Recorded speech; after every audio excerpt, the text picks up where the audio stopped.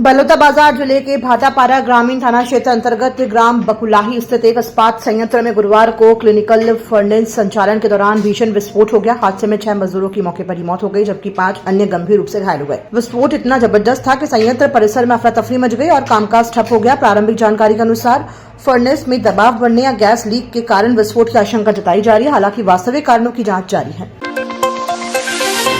कांकेर जिले के national highway 30 Raipur Visakhapatnam मार्ग पर चन्नू थाना क्षेत्र अंतर्गत ग्राम रसेत्रा के पास 2 ट्रकों के आमने सामने से भीषण टक्कर हो गई। हादसे में दोनों वाहनों में सवार 3 लोगों की मौके पर ही मौत हो गई। टक्कर इतनी जबरदस्त थी कि ट्रकों में शव बुरी तरह से फंस गए। सूचना पर पहुंची पुलिस और राहत दल ने कटर, जेसीबी और क्रेन की मदद से शवों को बाहर निकाला। पुलिस ने मर्ग कायम कर मामले की जांच शुरू कर दी है। भारत और न्यूजीलैंड की T20 टीमों के खिलाड़ी रायपुर एयरपोर्ट पहुंचे, जहां से वे सीधे निजी होटल के लिए रवाना हुए। दोनों टीमों के बीच दूसरा T20 मुकाबला कल शाम 7 बजे रायपुर के शहीद वीर नारायण सिंह अंतर्राष्ट्रीय क्रिकेट स्टेडियम में खेला जाएगा। मैच 20-20 ओवर का होगा।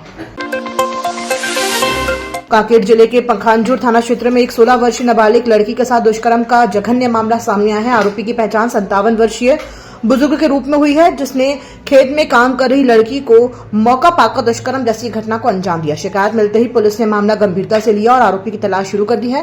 पुलिस टीम ने आसपास के इलाकों में छापेमारी और पूछताछ तेज कर दी है। फिलहाल आरोपी फरार है, लेकिन पुलिस का दावा है कि उसे जल्द गिरफ्तार कर लिया जाएगा।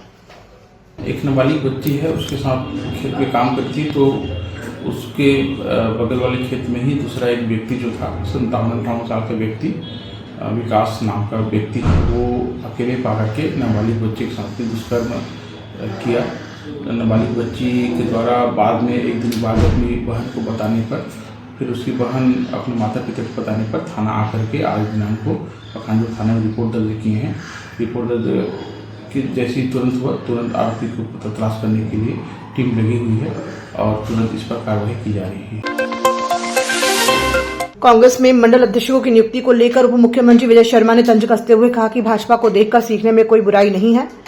भाजपा के संगठन की ताकत सभी को समझ में आती है। उन्होंने कहा कि राष्ट्रवाद कैसे लोगों के मन में स्थापित किया जाए, इस पर ध्यान देना चाहिए। यदि कोई राष्ट्रवाद की दिशा में भाजपा से अधिक सीखता है तो वो वंदनीय है। देखकर सीखना चाहिए, इसमें गलत नहीं है, ठीक कर रहे हैं।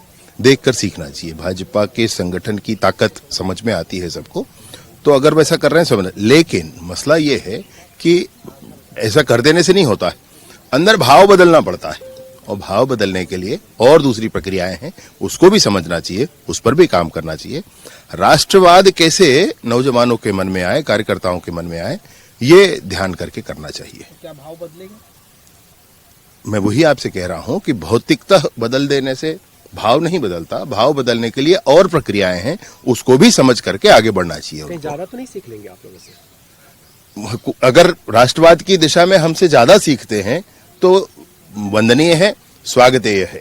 सर, ये 26 जनवरी को किस तरीके से गणतंत्र दिवस को लेकर बस्तर में विशेष तैयारियां की जा रही है। उप मुख्यमंत्री विजय शर्मा ने कहा कि आयोजन के माध्यम से बस्तर में बदलते माहौल की स्पष्ट झलक दिख रही है। अब लोग खुलकर हंस रहे हैं और सुदूर अंचलों में भी लोग समूह बनाकर अपनी बात रख रहे हैं। उन्होंने कहा कि बस्तर में लोकतंत्र बोल रहा है और इस गणतंत्र दिवस पर सभी गांव उत्साह के साथ शामिल होंगे। मीडिया से चर्चा में विजय शर्मा ने मुख्यमंत्री विष्णुदेव साय द्वारा बिलासपुर में ध्वजारोहण को अच्छी पहल बताया। उन्होंने कहा कि सभी संभाग मुख्यालयों में जाकर ध्वजारोहण करना एक सकारात्मक परंपरा है। बस्तर की जनता के साथ मुझे आज नारायणपुर आप भी जा रहा हूं, मैं प्रतिदिन ये देखता हूं, जब भी वहां जाता हूं, गांव में लोग खुलकर हंसने लगे हैं, गांव के लोग अपनी बात कहने लगे। अब आप बस्तर में जाएं किसी सुदूर वनांचल क्षेत्र में, तो लोग समूह में आकर के अपनी बात रखने लगे। ये बड़ा ही हर्ष का, बड़ा ही गर्व का विषय है। अब बस्तर में लोकतंत्र बोल रहा है। अब बस्तर में इस गणतंत्र में, इस 26 जनवरी में मैं सोचता हूं कि सारे ही बस्तर के गांव उत्साह के साथ सम्मिलित होने वाले हैं। माननीय मुख्यमंत्री जी ने अच्छी प्रथा प्रारंभ की है। उन्होंने विभिन्न स्थानों पर जाकर के, सारे संभाग मुख्यालयों में जाकर के ध्वजारोहण का काम प्रारंभ किया है और यह वाकई बहुत अच्छा है।